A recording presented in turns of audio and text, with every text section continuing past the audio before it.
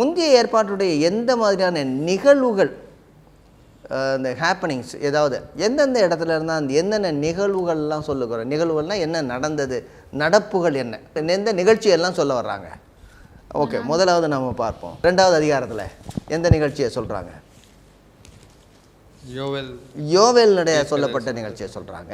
அதுக்கடுத்ததாக தாவீதுனுடைய தீர்க்க தரிசன வசனங்கள் நிறைவேறுதல் குறித்து சொல்கிறாங்க. ஓகே, அடுத்தங்க வேற யாராவது? நீங்கள் 3வது அதிகாரத்தில் சொல்லுங்க. மோசேனுடைய முன்னறிவிப்பை பற்றி சொல்கிறாங்க. வேற சாமுவேல் தீர்க்கதரிசனத்தை பற்றி சொல்றாங்க. அப்புறம் ஆபிரகாம், அதாவது பூமியில் உள்ள வம்சங்கள் எல்லாம் ஆசீர்வதிக்கப்படும் என்று சொல்லி அந்த ஆபிரகாமோட உள்ள உடன்படிக்கை திரும்ப கொண்டு வர்றாங்க. ஓகே, இன்னொருத்தங்க வேற யாராவது? ஆபிரகாமுடைய அழைப்பு, அவருக்கு கொடுக்கப்பட்ட வாக்குத்தத்தம் இல்லை, அவருக்கு கொடுக்கப்பட்ட வாக்குத்தத்தம். வேற எந்த நிகழ்ச்சியெல்லாம் சொல்றாரு? எகிப்திலிருந்து வந்தது, அடிமைத்தனத்தில் இருந்தது, எகிப்திலிருந்து வந்தது, யோசேப்பு. அதுக்கு முன்னாடி அப்படி வரிசையாக போவோம், முன்னாடி போக வேண்டாம். யோசேப்பை பற்றி சொல்கிறாரு, எகிப்தினுடைய அடிமைத்தனத்தை பற்றி சொல்கிறாரு. அதுக்கு அடுத்ததாக அவர்களுக்கு கொடுக்கப்பட்ட நியாயப்பிரமாணத்தை பற்றி சொல்கிறாரு. வேற என்ன சொல்கிறாரு? வாக்குத்தத்தம், அழைப்பு எப்படி நிறைவேறுகிறது அப்படிங்கிறாரு. சரி, 13வது அதிகாரத்துக்கு போவோம். நிறைய இதை பார்க்கலாம். சரி, ஒரு சில இது மட்டும், அதாவது எங்கேருந்து ஆரம்பிக்கிறாங்க, எந்தெந்த நிகழ்ச்சிகள் எல்லாம் திரும்ப பின்னோட்டம் கொடுக்குறாங்கன்னு பார்க்குறோம். இதில் நிறைய கொடுக்குறாரு. 13வது அதிகாரத்தில் என்ன சொல்கிறாரு? பிதாக்கள், அதுக்கடுத்ததாக இஸ்ரவேலர்னு சொல்கிறாரு. ஆமாம், இஸ்ரவேலர். நிகழ்ச்சி என்ன நிகழ்வுகள்? எகிப்தின் அடிமைத்தனத்தை குறித்து பேசுகிறாரு. என்னது? கானான் தேசத்தில் 40 வருட அரசாட்சி, வனாந்தரம், 400 வருட நியாயத்தீர்ப்பு, சவுல், அதற்கு பின்பதாக தாவீது இல்லை, இது எல்லாமே கிட்டத்தட்ட அவங்க ஆபிரகாம், மோசே, தாவீது முக்கியமாக, அதுக்கடுத்தது தீர்க்கதரிசி. ஆமாம், முந்தைய ஏற்பாட்டில் எந்தெந்த நபர்களையெல்லாம் குறித்து பேசுகிறாங்கன்னு நம்ம பார்த்தோம் இல்லையா? முன்பதாக அந்த யோவேலுடைய தீர்க்க தரிசனம், தாவீதை குறித்து பேசுகிறாரு. 3வது அதிகாரத்தில் ஆபிரகாம், ஈசாக்கு, யாக்கோபு, மோசே, சாமுவேல் தீர்க்கதரிசிகள். ஸ்தேவான் பேசும்பொழுது எந்தெந்த நபர்களையெல்லாம் பேர் சொல்கிறாரு? எக்ஸ்ட்ராவா அவர் ஆரோன், யோசுவா, சாலமோனை குறித்து பேசுகிறார். ஆமாம், சொல்லுங்கள், எந்தெந்த நபர்கள்லாம் பேசுகிறாரு முந்தைய ஏற்பாட்டில்? எந்த கேரக்டர் ஸ்டடிலாம் எடுக்கிறாருன்னு கேட்குறேன், அவ்வளோதான். ஆமாம், 75 பேர். மோசே, ஆரோன், யோசுவா, தாவீது, சாலமோன். என்னது? தீர்க்கதரிசிகள். பவுலடியார் பேசும்போது எந்தெந்த நபர்கள்லாம் பற்றி சொல்கிறாரு? நபர்கள் முற்பிதாக்கள்னு ஒரு பெரிய லிஸ்டே முடிச்சிட்டாரு. தீர்க்கதரிசிகள் ஒரு ஃபுல்லா ஒரு லிஸ்ட்டை முடிச்சிட்டாரு. நியாயாதிபதிகள்னு ஒரு 450 வருஷத்துல எல்லாரும் முடிச்சிட்டாரு ஒட்டு மொத்தமா. அதுக்கு அடுத்ததாக தாவீது, அதாவது சாமுவேல், சவுல், தாவீதை குறித்து ரொம்ப அதிகமா பேசுறாரு. அவனுடைய சன்னதியிலே தேவன் தமக்கு வாக்குத்தத்தம், அது நிகழ்ச்சி, நிகழ்வுகள், அதை குறித்து சொல்றேன். ஓகே, சரி, இப்போ இன்னும் கொஞ்சம் ஆழமா போகுமா? எந்தெந்த முந்தைய ஏற்பாட்டு வசனங்களை மேற்கோள் காட்டுகிறார்கள்? இப்போ தான் மாட்டணும் இல்லை, எந்தெந்த வசனங்கள்லாம் பாருங்கள். நீங்கள் ரெஃபரன்ஸ், இந்த கிராஸ் ரெஃபரன்ஸ்லாம் இருந்தால் அந்த கீழே போல்டு லெட்டரில் போட்டிருப்பாங்க. ஓகே, இல்லைன்னா எழுதி வச்சுருப்போம். ஓகே, நீங்கள் இப்போ எது 2வது அதிகாரத்தில் பார்ப்போம். யோவேல் தீர்க்கதரிசனுடைய புத்தகம் 2வது அதிகாரம் 28லேருந்து 32 வரைக்கும். வேற யாராவது? சங்கீதம் 16வது அதிகாரம் 8லேருந்து 11 வசனங்கள் இருக்கு. அதுக்கு அடுத்தது சங்கீதம் 110. அதுக்கு முன்னாடி இன்னொரு சங்கீதம் 89வது சங்கீதம் 3வது வசனம். அப்புறம் 2 சாமுவேலுடைய புத்தகம் 7வது அதிகாரம். அப்புறம் சங்கீதம் 110, 7. இது எல்லாமே 2வது அதிகாரத்தில் சொல்றாரு. நீங்க கவனிச்சிங்களா? அதாவது அவங்க முழுமையாக எல்லா புத்தகத்திலையும் எடுக்கலை. சில டீச்சிங் பேசேஜஸ், அதாவது தெளிவாக மேசியாவை குறித்து கூறப்பட்டிருக்கிற முன்பதாக உள்ள ஏற்பாட்டில் இருக்கக்கூடிய வசனங்களை எடுக்கிறாங்க.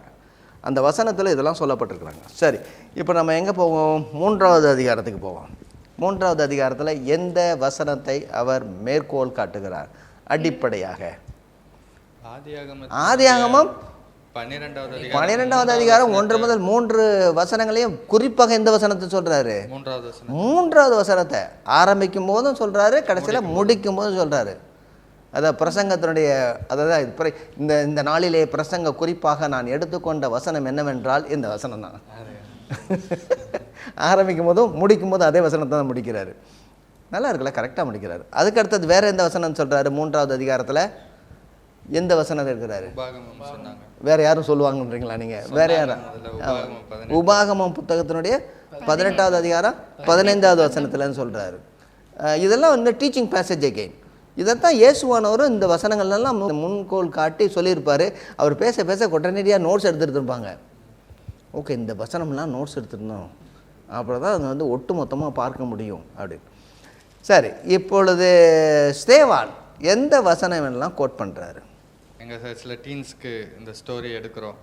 அப்போ அவங்கக்கிட்ட இந்த எக்ஸசைஸ் கொடுத்தேன். அதாவது இந்த வசனத்துக்கு நேராக அவர் எந்த பழைய ஏற்பாட்டு வசனத்தை கோட் பண்ணியிருக்கிறாரு அப்படின்னு சொல்லிட்டு. அவள் பிள்ளைங்களை கூப்பிட்டு நம்ம நல்லா இருந்திருக்குன்னு நினச்சேன். இல்லை, நம்ம இவங்களை கூப்பிட்டதுக்கு பேசாமல் பிள்ளைங்களை கூப்பிட்டு இருந்திருக்கலாம். இவர் பிள்ளார்னு சொல்லியிருப்பாங்க. தேவான் சொல்கிறதுல ஒரே ஒரு வசனத்துக்கு மட்டும்தான் கிராஸ் ரெஃபரன்ஸ் இல்லை. மோசேவை குறித்த அவர் சொல்றார், அவர் சகல சாஸ்திரத்திலும் கற்பிக்கப்பட்டு, அந்த வசனத்துக்கு தான் டைரக்ட் கிராஸ் ரெஃபரன்ஸ் இல்லை. மற்றபடி 53 வசனங்களுக்கும் அங்கே கிராஸ் ரெஃபரன்ஸ் இருக்கு. எல்லாத்துக்கும் பழைய ஏற்பாட்டு முந்தைய ஏற்பாட்டுல இருந்து 53 வசனத்தை 52 வசனம். ஒரு நாளைக்கு நம்ம பிள்ளைங்களெல்லாம் கூப்பிட்டு வச்சு ஒரு நிகழ்ச்சியில் ஃபுல்லாக நடத்துவோம். Okay, right. ஆதியாகமம் 12வது அதிகாரம் 1 முதல் 3 வசனங்களை சொல்கிறாரு.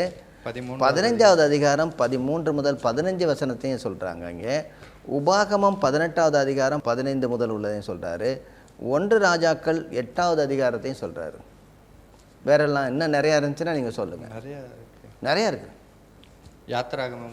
யாத்திராகமத்தினுடைய வந்து ஆமோஸ் குறிப்பிடுறாரு. ஆமோஸுடைய புத்தகம். அதுக்கப்புறம் 1 சாமுவேல் 16வது அதிகாரம், 2 சாமுவேல் 7வது அதிகாரம் சவுல குறித்து தாவீது குறித்து சொல்றாரு. அப்புறம் 1 ராஜாக்கள்ல 6வது அதிகாரத்தை சொல்றாரு, தாவீத கட்ட ஆசையா. அதுக்கப்புறம் 8வது அதிகாரத்துல சாலமோன் அதை கட்டினான்னு சொல்லி அதை சொல்றாரு. அதுக்கப்புறம் 2 நாளாகமம் 6வது அதிகாரத்தை குறிப்பிடுறாரு. ஏசாயா 66வது அதிகாரத்தை இது பண்றாரு. எரேமியா. நீங்கள் பேசாமல் நீங்கள் உட்காந்துறேன். இல்லை, நீங்கள் உங்களோட சர்ச்சில் வந்து சபையில் வந்து பிள்ளைகளுக்கு நடத்துறதுனால முழுமையாக அந்த தெரியுது. அதாவது இப்போ வந்து ஒட்டுமொத்தமாக பிள்ளைகள்லாம் படிக்க ஆரம்பிச்சிட்டாங்க. இல்லை, பிள்ளைகள்லாம் அவங்களுக்கு சாதாரணமாக தெரிஞ்சிருச்சு.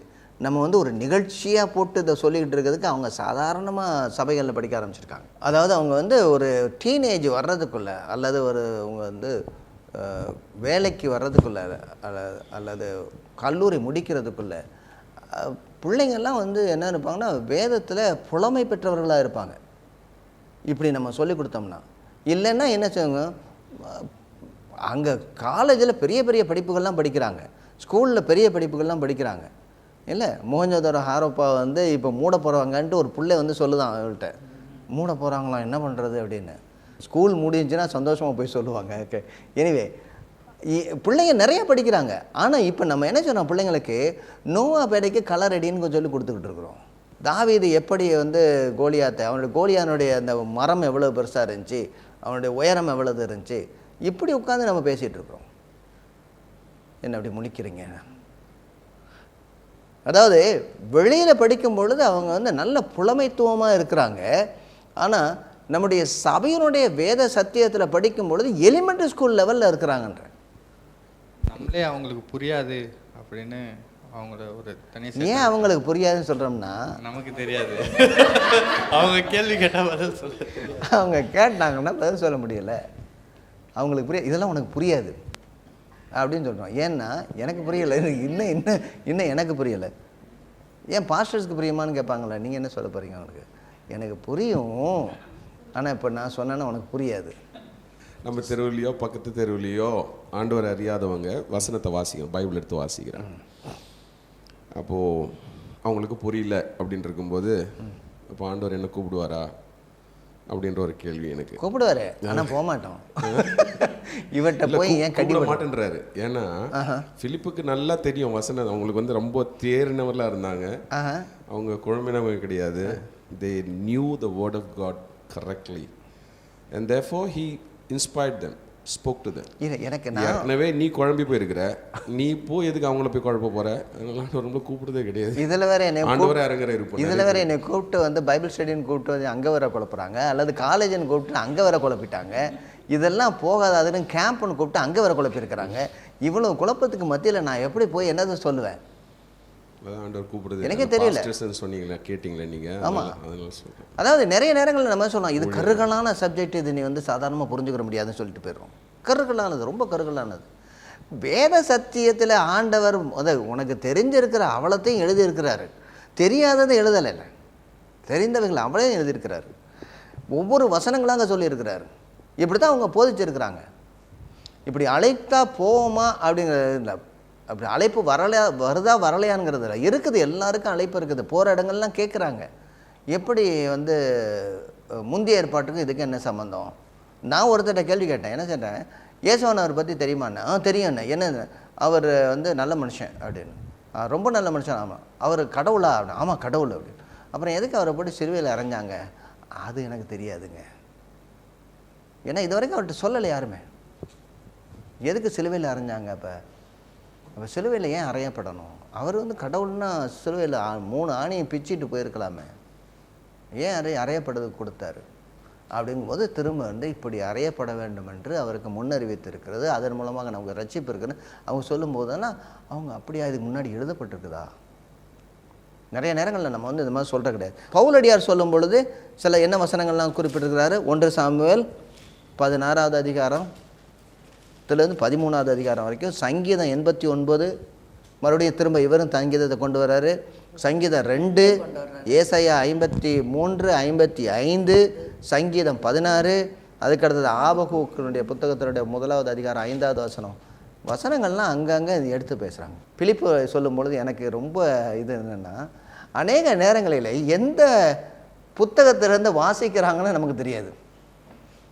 ஏதாவது சில வசனங்களை வாசிக்கும் பொழுது எந்த புத்தகத்திலேருந்து வாசிக்கிறீங்க அப்படின்னு கேட்பாங்க. அந்த வசனத்தை கேட்டாலே இந்த புத்தகம்னு தெரியணும். இப்போ இந்த பகுதியை வாசிக்கும் பொழுது அவருக்கு ஓடிக்கொண்டிருக்கிற, அவருக்கு அந்த ஓட்டத்தில் அதோடு கூட நடந்து கொண்டிருக்கிறார், ஓடிக்கொண்டிருக்கிற அவருக்கு தெளிவாக தெரியுது. அதாவது இவர் ஏசாயாவுடைய புத்தகத்திலேருந்து, அதுவும் குறிப்பாக 52வது அதிகாரம் 13வது வசனத்திலேருந்து 53வது அதிகாரம் 12வது வசனம் வரைக்கும் இது வாசிச்சுட்டு வர்றாருன்னு சொல்லி அவருக்கு தெரியுது. உடனடியாக என்ன செய்கிறாரு, அது தெரியுறது மட்டும் இல்லை, இது இயேசுவை குறித்து எழுதப்பட்டிருக்குன்னு அதுவும் தெரியுது. இதெல்லாம் எங்கே நடந்தது? சபைகளிலே அவர்களுக்கு போதித்து இருக்கிறார்கள். பந்தி விசாரணைக்காரர்களாக அழைக்கப்பட்ட அவர்களும் கர்த்தருடைய வார்த்தையிலே தேறினவர்களாக நிலைநிறுத்தி இருக்கிறார்கள். எனவே தான் அந்த சபை 300 வருஷத்துக்குள்ள எத்தனை போராட்டங்கள் வந்தாலும் ரோம சாம்ராஜ்யத்தை மாற்றி போட்டது. நம்முடைய பிள்ளைகள் நல்லா படிக்கிறாங்க, கர்த்தருக்கு ஸ்தோத்திரம். பெரியவர்கள் நல்லா இருக்கிறாங்க, கர்த்தருக்கு ஸ்தோத்திரம். ஆனால் வேத சத்தியத்தில் இது குறித்து நாம் தொடர்ந்து பார்ப்போம்.